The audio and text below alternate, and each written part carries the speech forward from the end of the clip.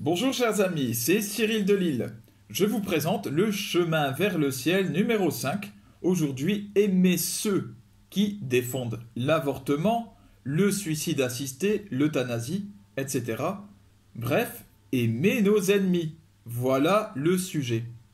Voici que, par le biais d'Emmanuel Macron, de ses ministres et de tous ses soutiens dans le peuple, la culture de la mort progresse, au travers des lois que j'ai citées, avortement, suicide assisté, euthanasie, entre autres. Ces personnes s'opposent frontalement à Dieu, à l'Église et au bien réel, au bien objectif, qui est de promouvoir la vie et d'aider ceux qui souffrent à vivre et non pas à mourir.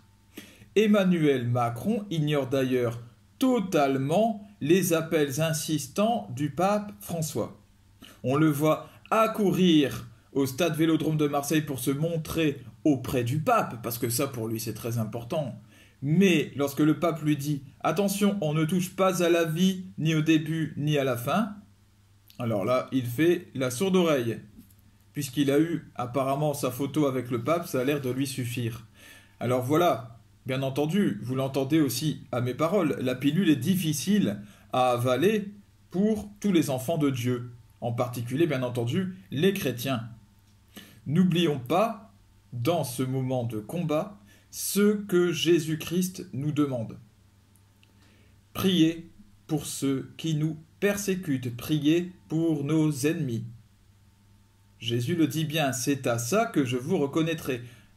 C'est donc un combat très important qui est en train de se jouer pour l'Église, pour tous ses membres. Voilà donc, à travers cette épreuve, à travers ce développement de la bête chez nous, en France, à travers cette culture de la mort, eh bien voilà l'occasion pour nous de mener ce combat suprême de charité qui est d'aimer nos ennemis. À l'exemple de Jésus qui, lui, sur la croix, a demandé à Dieu de pardonner à ses bourreaux, à Dieu le Père. Seigneur, pardonne-leur, ils ne savent pas ce qu'ils font. Bien voilà le modèle pour nous tous. Ce n'est pas une question de bons sentiments à l'eau de rose. Bien que les bons sentiments restent une chose très belle et importante. Mais là, ça va plus loin. C'est tout simplement la guerre à mener contre Satan.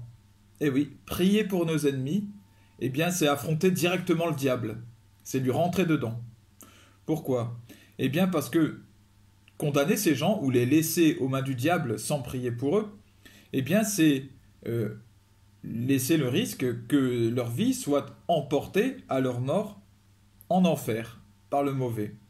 Or, voilà qui ravit Satan.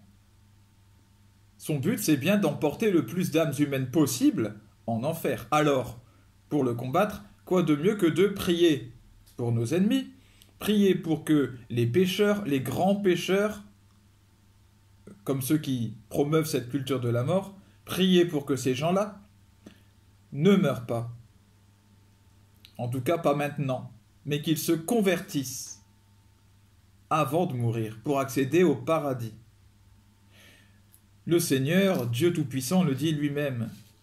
Je ne souhaite pas la mort du pécheur, mais bien sa conversion. Alors imitons-le. N'abandonnons pas ces personnes, le président de la République, les ministres et tous les promoteurs de l'avortement, de l'euthanasie, du suicide assisté, ne les laissons pas aux mains du diable. Ne disons pas, tant pis pour eux, maintenant ils ont ce qu'ils méritent, car cela n'est pas chrétien. Soyons chrétiens jusqu'au bout des ongles, profitons de l'occasion pour parfaire notre statut d'enfant de Dieu, aimé, jusqu'au bout. Voilà, contre toute attente. À bientôt les amis, et que Dieu vous bénisse.